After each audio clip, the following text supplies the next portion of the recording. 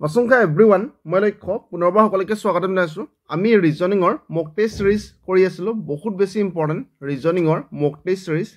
ইয়াত আমি সকলো টাইপৰ যিমান টাইপ আছে ৰিজনিংৰ সকলো টাইপৰ কোৱেশ্চনবিলাক ল'বলৈ চেষ্টা কৰিছো, যাতে আমি এক্সামত 100% সকলো কৰিব পাৰো। আৰু বহুত সহজত আৰু ট্ৰিক্সৰ সহায়ত ডিসকাস কৰা হৈছে। আজি আমি যিখিনি কৰি আছো, ইয়াৰ লাষ্ট ক্লাছত আমি এইখিনি কৰিছিলো, তাৰ কন্টিনিউ হয়। আমি ওয়াৰ্ড ফৰ্মেশনৰ কৰিছিলো, বহুত বেছি ইম্পৰ্টেন্ট। চাওক আমাক কি কৰিব, এনেকুৱা ধৰণৰ এটা কোৱেশ্চন সুধিব যে if by arranging the letters আমাক এটা of the word এটা word দি দিছে, তাৰ লেটাৰবিলাক এৰেঞ্জ কৰাৰ পিছত এটা word আমাক দিয়া আছে, তাৰ বৰ্ণবোৰ সজাই তুলিলে এটা খেলৰ নাম হয়। The name of a game is formed. What are the first and last letter of the word? So form যিটো শব্দ বনিলে সেই শব্দটোৰ প্ৰথম আৰু শেষৰ বৰ্ণটোৰ নাম কি হয় সেইটো লাভ দিব। বা এনেকুৱা ধৰণৰ আহিব, চাওক এনেকুৱা ধৰণৰ যে how many meaningful English words can be formed with third and fifth, 7, 8, 9 letter of downgraded once in each word? যে downgraded শব্দটোৰ পৰা তৃতীয়, পঞ্চম, সপ্তম আৰু নৱম শব্দটোৰ পৰা কিমানটা অৰ্থপূৰ্ণ ইংৰাজী শব্দ বনাব পাৰি। তো এনেকুৱা ধৰণৰ কুৱেশ্যনবিলাক আহিব। চাওক সব মই আজি প্ৰায় এনেকুৱা ধৰণৰ কুৱেশ্যনবিলাকে লৈছোঁ। চাওক সকলো প্ৰায় একে ধৰণৰ কুৱেশ্যন হয়, যাতে আপোনালোকে বেছিকৈ প্ৰেক্টিছ কৰে আৰু আনচাৰটো কম সময়ত ওলাব পাৰে। ৰিজনিং আৰু মেথছৰ ক্ষেত্ৰত আপোনালোকে সোনকালে কেতিয়া আনচাৰ ওলাব পাৰিব, যেতিয়া বহুত বেছি প্ৰেক্টিছ কৰিব। প্ৰেক্টিছ আৰু ৰিভিজনে ৰিজনিং আৰু মেথছৰ কি হয়, স্পেচিয়েলি মেথছৰ ক্ষেত্ৰত মেথছৰ ক্ষেত্ৰত আপোনাৰ প্ৰেক্টিছ আৰু ৰিভিজন কৰিবই লাগিব। বহুতে মোক কয় যে কম সময়ত কেনেকৈ কৰিব পাৰিম। ফাৰ্ষ্ট দিনাখনৰ পৰা আপুনি দৌৰিব নোৱাৰিব, ফাৰ্ষ্টত খোজকাঢ়িবলৈ শিকিব লাগিব, কনচেপ্টটো ক্লিয়াৰ কৰিব লাগিব, হয়নে? যেনেকৈ আমি ফাৰ্ষ্টত খোজকাঢ়িবলৈ শিকোঁ, খোজ কঢ়াৰ পিছত আমি দৌৰিব পাৰোঁ, ঠিক তেনেদৰে ফাৰ্ষ্টত কনচেপ্ট শিকিব লাগিব। তাৰপিছত প্ৰেক্টিছ কৰিলে স্পীডটো অট'মেটিকেলি আহি যাব। ক্লিয়াৰ আছে? ঠিক আছে। এতিয়া প্ৰথম কুৱেশ্যনটো কৈছিলে in the following questions select the word from the given alternatives which cannot be formed using the letters given below. যে তলত দিয়া প্ৰশ্নবিলাকৰ বিকল্পসমূহৰ ভিতৰত যিটো বিকল্প প্ৰশ্নটোত দিয়া শব্দটোৰ বৰ্ণৰ পৰা ওলাব নোৱাৰি সেইটো বাছিব লাগে। cannot be formed। তো আমাক এটা লিগেলাইজেশ্যন বুলি এটা শব্দ দিয়া আছে। এই শব্দটোত যিখিনি লেটাৰ আছে সেই লেটাৰবিলাকৰ পৰা কোনটো ৱৰ্ড আমি বনাব নোৱাৰোঁ সেইটো চাব লাগে। বনাব পাৰাটো নহয়, কেনট বুলি কৈছে, নোৱাৰি বুলি কৈছে। ঠিক আছে। এতিয়া যদি আমি চাওঁ এলাৰ্ট চালে এটো আছে, এটো আমি ইয়াৰ পৰা ল'ব পাৰোঁ, এলটো আমি ল'ব পাৰোঁ, ইটো ল'ব পাৰোঁ। চাওক কিন্তু আৰ ক'তো নাই, আৰটো ক'তো নাই, গতিকে এইটোৱে হ'ব কাৰেক্ট আনচাৰ। এই এলাৰ্ট শব্দটো লিগেলাইজেশ্যন শব্দটোত থকা বৰ্ণবিলাকৰ বা লেটাৰবিলাকৰ পৰা বনাব নোৱাৰোঁ। ক্লিয়াৰ আছে? বাকীখিনি সকলো পাৰি। চাওক এই জিটো ইয়াতো জি আছে, এটো ইয়াতো এ আছে, এলটো ইয়াতো এল আছে, এটো ইয়াতো এ আছে, এনটো এটো ইয়াত এন আছে, টিটো ইয়াতো টি আছে। দেখা পাইছে? বা বাকীখিনি চাওক আপুনি, এটো ইয়াতো এ আছে, এলটো ইয়াতো এল আছে, দেখা পাইছে? এল আছে, চাওক ইউ আছে, তাৰপিছত তাৰমানে জিও আছে, আকৌ এও আছে, আকৌ টি আই অ' এনো আছে। দেখা পাইছে? বাকী সকলো লেটাৰ, বাকী যিখিনি আমি শব্দ বনাইছোঁ তাৰ সকলো লেটাৰ আমি লিগেলাইজেশ্যনৰ পৰা ল'ব পাৰোঁ। কিন্তু এই এলাৰ্ট শব্দটো থকা আৰ লেটাৰটো আমি ইয়াৰ পৰা ল'ব নোৱাৰোঁ, গতিকে এলাৰ্ট শব্দটো আমি ইয়াৰ পৰা বনাব নোৱাৰোঁ। ক্লিয়াৰ আছে? একেবাৰে সহজ হয়, কিন্তু এইটো কুৱেশ্যন আহি দিয়ে। প্ৰেক্টিছ বেছিকৈ কৰিলে আমি সোনকালে আনচাৰ ওলাব পাৰিম। আনচাৰ সকলো ওলাব পাৰি ৰিজনিঙত, কিন্তু কিমান সোনকালে ওলাব পাৰিছে এক্সামত সেইটোৱে ইম্পৰ্টেণ্ট হয়। কমিউনিকেশ্যন, এই একশ্যন শব্দটো চাওক, এই ACTION এইটো আমি ইয়াৰ পৰা বনাব পাৰিম, হয়নে? একশ্যন শব্দটো আমি কমিউনিকেশ্যনৰ পৰা বনাব পাৰিম। বা নেশ্যন শব্দটো NATION, নেশ্যন শব্দটো আমি কমিউনিকেশ্যনৰ পৰা বনাব পাৰিম। বা ইউনিয়ন শব্দটো বনাব পাৰিম, UNITION। চাওক ইউনিয়ন শব্দ, চৰি এই টিটো নালাগে, ION, ইউনিয়ন শব্দটো আমি বনাব পাৰিম। কিন্তু ইউনিচনৰ এই এছটো আমি ইয়াৰ পৰা ল'ব নোৱাৰোঁ। দেখা পাইছে? এই এছটো আমি ইয়াৰ পৰা ল'ব নোৱাৰোঁ, গতিকে ইউনিচনটো আমি কমিউনিকেশ্যনৰ পৰা বনাব নোৱাৰোঁ। ক্লিয়াৰ আছে? কাৰণ ইয়াত এছ নাই, কিন্তু ইউনিচনত এছ আছে। কোনটো নোৱাৰি, কেনট বি ফৰ্ম, সেইটো আমাক ওলাব দিছে। ইয়াৰলৈকে ক্লিয়াৰ আছে? ইজি কুৱেশ্যন হয় এইবিলাক। তাৰ নেক্সট আমাৰ ওচৰত আছে ডাটাৰ কোনটো নোৱাৰি, কোনটো নাই, আমি ভালকৈ চাম। ফাৰ্ষ্টত ইয়াত HURT এইটো আছে, চাওক এইটো আমি বনাব পাৰোঁ, হয়নে? টাফ TOU নাই, চাওক ক'তো নাই, গতিকে এইটো আমি বনাব নোৱাৰোঁ। টাফ অ'টো ইয়াত ক'তো নাই, হয়নে? গতিকে আমি টাফ শব্দটো আমি ডাটাৰৰ পৰা বনাব নোৱাৰোঁ। টাফ শব্দটো এই ডাটাৰত থকা লেটাৰবিলাকৰ পৰা আমি বনাব নোৱাৰোঁ, কাৰণ অ'টো ইয়াত ক'তোৱে নাই। বাকী সকলোবিলাক আছে। চাওক এই GET, এই গেটটো আছে, দেখা পাইছে? GET, হয়নে? বা DATU আছে, DATE, ডেটটো ইয়াৰ পৰা বনাব পাৰোঁ, কিন্তু এই টাফ শব্দটো আমি ডাটাৰৰ পৰা বনাব নোৱাৰোঁ। ক্লিয়াৰ আছে ইয়াৰলৈকে? এতিয়া আমি নেক্সট কুৱেশ্যনটোলৈ যাম। আমাক কৈছে, কি কৈছে? If by arranging the letters of the word, এইটো আমাক যিটো দিয়া আছে, নৱদিন বুলি এটা শব্দ দিয়া আছে তাক এৰেঞ্জ কৰিব দিছে এৰেঞ্জ কৰাৰ পিছত এটা খেলৰ নাম হ'ব বুলি কৈছে তো খেলৰ নাম বুলি ক'লে সাধাৰণতে আমাৰ মনত কেইটামান খেলৰ নাম আমি ওলাই লওঁ ধৰক আমাৰ ক্ৰিকেট আছে তো ক্ৰিকেটটো বনিব নোৱাৰে চি পৰা ষ্টাৰ্ট মানে ফুটবলো বনিব নোৱাৰে তাৰ নেক্সট অপশ্যনবিলাক যদিহে চাওঁ ফাৰ্ষ্ট লেটাৰটো আমাক দিয়া আছে আৰু লাষ্ট লেটাৰটো দিয়া আছে ফাৰ্ষ্ট লেটাৰ আমাৰ বি দিয়া আছে আৰু এন এ দিয়া আছে তো বি পৰা আমি কি বনাব পাৰোঁ বেডমিণ্টন বনাব পাৰোঁ বি ফৰ বেডমিণ্টন খেলৰ বুলি ক'লে বি ফৰ বেডমিণ্টন হ'ব পাৰে গতিকে বেডমিণ্টন হ'ব নেকি আমি চাম B A D bad M I N min T O' N এই বেডমিণ্টন শব্দটো ইয়াৰ পৰা আমি বনাব পাৰিছোঁ নেকি চাম এই বিটো ইয়াত বি আহি গ'ল এটো ইয়াত এ আহি গ'ল এই ডিটো ইয়াত ডি আহিলে বেড এইটো এমটো আহিলে এইটো আইটো আহিলে এইটো এন আহিলে বেডমিন এইটো টি আহিলে এইটো অ' আহিলে এই লাষ্ট এই এনটো ইয়ালৈ আহি গ'ল তো যিটো শব্দ আমাক দিয়া আছে তাৰ পৰা আমি বেডমিণ্টন খেলটো আমি বনাব পাৰোঁ বেডমিণ্টন শব্দটো বনাব পাৰোঁ হয়নে আৰু ফাৰ্ষ্ট লেটাৰ আৰু লাষ্ট লেটাৰ কি হ'ব ফাৰ্ষ্টটো হ'ব বি আৰু লাষ্টটো হ'ব এন মানে অপশ্যন এ বিটো হ'ল কাৰেক্ট আনচাৰ বি এন ক্লিয়াৰ আছে আমাক এটা শব্দ দি দিছিলে চাওঁ উল্টা পুল্টাকৈ শব্দটো দিয়া আছে নৱদিন বুলি এটা শব্দ দিয়া আছে তাক সজাব দিছে সজালে এটা খেলৰ নাম হয় বুলি কৈছে the name of A game is form এটা খেলৰ নাম হয় তো আমি দেখা পালোঁ অপশ্যনবিলাক বিৰ পৰা প্ৰায় আৰম্ভ হৈছে আৰু এনৰ পৰা আৰম্ভ হৈছে এৰ পৰা আৰম্ভ হৈছে কিন্তু আমাৰ বি বুলি ক'লে সাধাৰণতে খেল বুলি ক'লে বেডমিণ্টনলৈ আমাৰ মনত পৰিলে বেডমিণ্টন আৰু বেডমিণ্টনটো সঁচাকৈ বনিছে গতিকে ফাৰ্ষ্ট আৰু লাষ্ট লেটাৰটো হ'ব বি আৰু এন ক্লিয়াৰ আছে এইবিলাক কুৱেশ্যন বহুত ইম্পৰ্টেণ্ট হয় ডাইৰেক্টলি এক্সামিনেশ্যনত ডাইৰেক্টলি কমন পৰি যাব পাৰে ডাইৰেক্টলি কমন পৰিব পাৰে বহুত বেছি ইম্পৰ্টেণ্ট হয় তাৰ নেক্সট কুৱেশ্যনটো কৈছে how many meaningful English words can be form with the third fifth seven and ninth letters of the word downgraded ones in each case তো ডাউনগ্ৰেডেড শব্দটোৰ তৃতীয় পঞ্চম সপ্তম আৰু নৱম বৰ্ণটোৰ পৰা কিমানটা অৰ্থপূৰ্ণ ইংৰাজী শব্দ বনাব পাৰি যদিহে প্ৰতিটো বৰ্ণ এবাৰহে ব্যৱহাৰ কৰা হয় তো আমাৰ ডাউনগ্ৰেডেড বুলি এটা শব্দ দিয়া আছে তাৰ পৰা তৃতীয়টো ল'ব দিছে তৃতীয় মানে ডাব্লিউটো আমি ল'ম হয়নে তাৰ নেক্সট পঞ্চমটো ল'ব দিছে পঞ্চম মানে আমাৰ জিটো ল'ম পঞ্চম মানে ফিফথ হয় ফিফথ তাৰ নেক্সট ছেভেনটো ল'ব দিছে হয়নে ছেভেন মানে এ হ'ব আৰু নৱমটো ল'ব দিছে নৱম মানে আমাৰ ই হ'ব তো এইকেইটা লগাই পিনি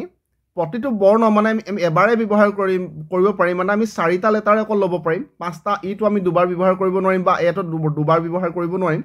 প্ৰতিটো অকল এবাৰে ব্যৱহাৰ কৰিব দিছে চাও ওৱান্স ইন ইচ ৱৰ্ড বুলি কৈছে তেনেহ'লে আমি কি শব্দ বনাব পাৰিম তো WGAE পৰা আমি ৱেজ শব্দটো বনাব পাৰিম WAGE হয়নে WAGE দৰমহা টকা বা কি কাম কৰা বিনিময়ত যিটো আপোনাক দিয়ে সেইটো ৱেজ বুলি কয় টকা হয়নে পৰিশ্ৰমিক যিটো দিয়ে আপোনাক সেইটো ৱেজ বুলি কয় দৰমহা হিচাপে ক'ব পাৰে আপুনি টকা ৰিলেটেড হয় তো ৱেজ বনাব পাৰোঁ আৰু কিবা বনাব পাৰিম নেকি চাওক আৰু কিবা বনাব পাৰিম নেকি চাওক আৰু কিবাটো মই ভাবোঁ নবনে কাৰণ ইয়াত দুটা ভাৱেল আছে ঠিক আছে তো ৱেজ শব্দটো বনাব পাৰিম মানে এটা ব্যৱহাৰ বনাব পাৰিম হয়নে কেইটা মিনিংফুল ৱৰ্ড বনাব পাৰিছোঁ আমি এটা হাউ মেনি কৈছে কিমানটা বনাব পাৰিম বুলি কৈছে আমি ক'ব গ'লে এটা বনাব পাৰোঁ আমি হয়নে ক্লিয়াৰ আছে এইটো আমাক স্পষ্টকৈ কৈছিলে যে থাৰ্ড ল ফিফথ ল ছেভেন ল আৰু 9 ল এইকেইটা অকল লেটাৰ ল'ব দিছে ঠিক আছে তাৰ নেক্সটটো চাওক তাৰ নেক্সট 6 নম্বৰ কুৱেশ্যন আমাক কৈছে how many meaningful English word can be form starting with S okay with the second, fourth, fifth and eighth letter of the perist শব্দটোৰ পৰা দ্বিতীয় চতুৰ্থ পঞ্চম আৰু অষ্টম বৰ্ণৰে এছেৰে আৰম্ভ কৰা কিমানটা অৰ্থপূৰ্ণ ইংৰাজী শব্দ বনাব পাৰি অ'কে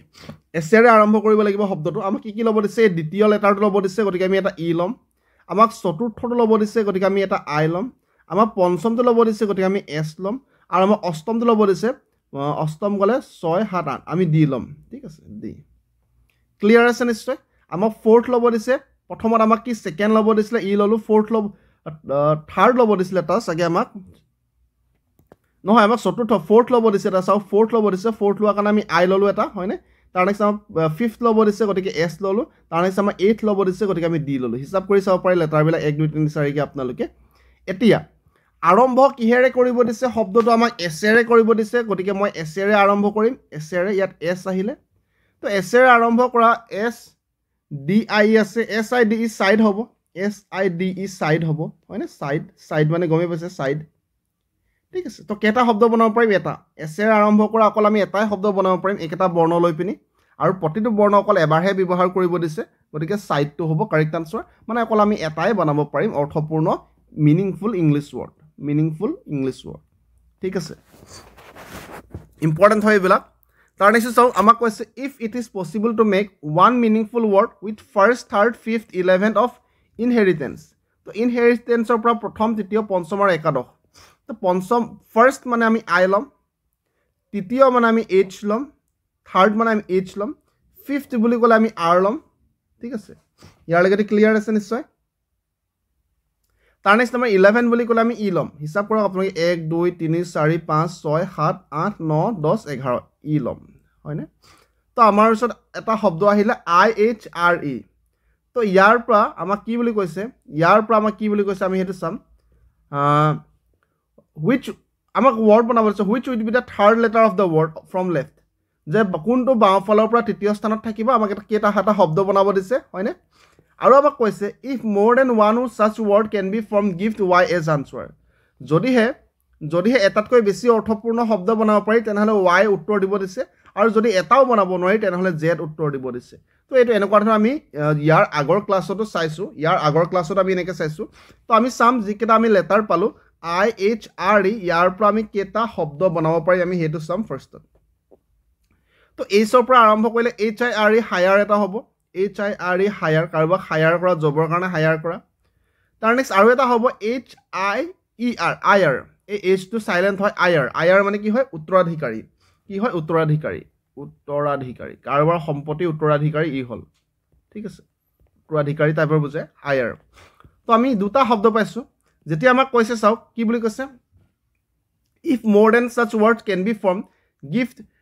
y as answer যদিহে এটাতকৈ বেছি অৰ্থপূৰ্ণ বনাব পাৰি আমি এটাতকৈ বেছি বনাব পাৰিলে হায়াৰ আৰু এয়াৰ গতিকে ইয়াত আমি কি দিও y টোক আনসাৰ হিচাপে দিব দিছে y টোকে উত্তৰ লিখিব দিছে গতিকে আমি অপচন এ y টোৱে কাৰেক্ট আনসাৰ কৰিম ঠিক আছে মই পুনৰবাৰ কৈছো আমাক ইনহেৰিটেন্স বুলি এটা শব্দ দিয়া আছিল ইনহেৰিটেন্সৰ ফাৰ্স্ট থাৰ্ড ফিফথ আৰু 11 লেটাৰ মানে আমি এইকেইটা লেটাৰ পালো ইয়াৰ পৰা আমাক শব্দ কিছুমান বনাব দিছে আৰু সেই শব্দটোৰ বাওঁফালৰ পৰা লেফটৰ পৰা থাৰ্ডত কোনটো আছে আমি হেতু উলাব দিছে হয়নে যে বাওঁফালৰ পৰা তৃতীয় স্থানত কোনটো লেটাৰ আছে হেতু উলাব দিছে তো আমাৰ যদি ওচৰত যদি অকল এটা শব্দ থকা হয় আমি হেতু উলাব পাৰিলো হয় যেহেতু আমাৰ ওচৰত দুটা শব্দ আছে এটাতকৈ বেছি শব্দ আছে এটাতকৈ বেছি হলে মানে আমাক y টো আনসাৰ দিব দিছে হয়নে if more than one such word can be formed give y as the answer clear আছে তাৰ নেক্সট লৈ যাম এটো হল 8 নম্বৰ কোৱেশ্চন 8 নম্বৰ কোৱেশ্চনটো আমাক কৈছে if it is possible to make একে ধৰণে কৈছে যে 5th 6th 7th আৰু 9th letter of university যে ইউনিভাৰ্চিটি শব্দটোৰ পৰা পঞ্চম ষষ্ঠ সপ্তম আৰু নৱম স্থানত থকা বৰ্ণবোৰ লগ লগাই অৰ্থপূৰ্ণ শব্দ বনাব দিছে পুনৰ ইয়াত কৈছে আমাক যে if more than such word can be formed give y as the answer যদিহে এটাতকৈ বেছি বনাব পাৰি তেনেহলে y উত্তৰ দিব দিছে যদি এটাও বনাব নোৱাৰি তেনেহলে v উত্তৰ দিব দিছে ঠিক আছে আৰু যদি অকল আমাৰ এটা বনে তেনেহলে আমি বাছিব লাগিব যে which would be the third of letter of the word যে কোনটো বৰ্ণ তৃতীয় স্থানত আছে আমি হেতু উলাব লাগে ঠিক আছে এটা ইউনিভাৰ্চিটি শব্দটো আমাৰ ওচৰত আছে আমাক 5th 6th 7 আৰু 9 লাগে তো 1 2 3 4 5 কলে আমাৰ ই আহিব 6 বুলি কলে আমাৰ r আহিব 7 বুলি কলে আমাৰ s আহিব আৰু 9 বুলি কলে আমাৰ t আহিব হয়নে ই আৰ এস টি হল তো এটা শব্দ হয় ই আৰ এস টি আৰ্ষ্ট হয় এটা শব্দ হয়নে ই আৰ এস টি আৰ্ষ্ট এটা শব্দ হয় আৰ্ষ্ট মানে লং এগো বহুত দিনৰ আগত বৰ্তমানতকৈ আগত লং এগো আৰ্ষ্ট এটা শব্দ আমাৰ হৈ গল মই কেপিটেল লিখি দিছো তো কিমানটা শব্দ বনাব পাৰিম আমি এটা বনাব পাৰো আৰ্ষ্ট হল তাৰ নেক্সট এটো আৰ ই এস টি ৰেষ্টটো হ'ব আৰ ই এস টি ৰেষ্টটো হ'ব তো দুটা শব্দ আমাৰ হৈ গল দেখা পাইছে আপোনালোকে তো যেতিয়া এটাতকৈ বেছি হ'ব যদিহে এটাতকৈ বেছি অৰ্থপূৰ্ণ শব্দ বনে if more than one such word can be formed তেনেহলে y টোক উত্তৰ দিব দিছে তো আমি আৰু নেচাও দুটাতকৈ সৰি এটাতকৈ যেহেতু বেছি অলৰেডি বনিলে তেনেহলে ডাইৰেক্টলি আমি y টোক আনসাৰ হিচাপে দিব পাৰিম যেহেতু এটাতকৈ বেছি বনিলে গতিকে আমি ডাইৰেক্টলি y টোকে আনসাৰ হিচাপে দিব পাৰিছো আৰু শব্দ আমি বনালে নাচালো হ'ব হয়নে আৰ্ষ্ট মানে লং এগো ৰেষ্ট মানে আপোনালোকে গমেই পাইছে ৰেষ্ট ঠিক আছে তাৰ নেক্সট পুনৰ একে ধৰণৰ হয় একে ধৰণৰ কোৱেশ্চন মই বেছিকৈ লৈছো যাতে আপোনালোকৰ প্ৰেক্টিছ বেছিকৈ হোক আমাক ট্ৰান্সলেশ্যন বুলি এটা শব্দ আছিলে তাৰ 2nd 5th 8th আৰু 9 যে ট্ৰান্সলেশ্যনৰ দ্বিতীয় পঞ্চম অষ্টম আৰু নৱম লেটাৰটো ল'ব দিছে একে কোৱেশ্চন হয় গতিকে মই আকৌ পঢ়া নাই যে আমাক r টো ল'ব দিছে 2nd মানে 5th মানে আমাক s ল'ব দিছে হয়নে তাৰ নেক্সট 8 6 7 8 8 মানে আমাক টি ল'ব দিছে তাৰ নেক্সট আকৌ 9 9 মানে আমাক আই ল'ব দিছে RSTI শব্দ বনিলে RSTI ৰ পৰা আমি এটা শব্দ বনাব লাগে এই লেটাৰবিলাক ইউজ কৰি এটা শব্দ বনাব লাগে আমাক সুধিছে which would be the second letter of the word from left যে বাওঁফালৰ পৰা দ্বিতীয় স্থানত কোনটো থাকিব শব্দটো বনোৱাৰ পিছত আৰু যদি এটাতকৈ বেছি বনাব পাৰি আগৰ নিচিনা y উত্তৰ দিব দিছে এটা বনাব নোৱাৰিলে z দিব দিছে তো এইটোৰ পৰা আমি এটা শব্দ বনাব পাৰিম ষ্টাৰ STIR ষ্টাৰ তো এইটো মানে হ'ল মুভমেণ্ট টাইপৰ বুজায় কি হয় মুভমেণ্ট টাইপৰ তো এটা ইংৰাজী শব্দ হয় ষ্টাৰ ইয়াৰ মানে মুভমেণ্ট টাইপৰ বুজায় গতিকে আমি অকল এটাই বনাব পাৰিম আৰু যদিহে লেফ্টৰ পৰা প্ৰশ্ন সুধিছে আমাক যে ছেকেণ্ড লেটাৰ ফ্ৰম লেফ্ট বাওঁফালৰ পৰা দ্বিতীয় স্থানত এইফালে বাওঁফাল হয় দ্বিতীয় স্থানত টি আছে গতিকে অপশ্যন চি টো কাৰেক্ট আনচাৰ বাওঁফালৰ পৰা দ্বিতীয় স্থানত টি আছে হয়নে সোঁফাল ক'লে এইফালৰ পৰা চাওঁ বাওঁফাল ক'লে আমি এইফালৰ পৰা চাব লাগিব ক্লিয়াৰ আছে তো আজিৰ লাষ্ট কুৱেশ্যন হয় 10টা কুৱেশ্যন অকল লৈছিলোঁ মই প্ৰেক্টিছৰ কাৰণে আপোনালোকৰ আৰু বহুত কুৱেশ্যন আহিব আমাৰ চিন্তা কৰিব নালাগে আমাক কৈছে how many meaningful English word can be form using the letters of the word lame শব্দটোৰ পৰা কিমানটা অৰ্থপূৰ্ণ ইংৰাজী শব্দ বনাব পাৰি বা লেম শব্দটোৰ বৰ্ণবোৰৰ পৰা কিমানটা অৰ্থপূৰ্ণ ইংৰাজী শব্দ বনাব পাৰি যদিহে প্ৰতিটো বৰ্ণ এবাৰহে ব্যৱহাৰ কৰা হয় ঠিক আছে লেম বুলি আমাক এটা শব্দ অলৰেডি দি দিছে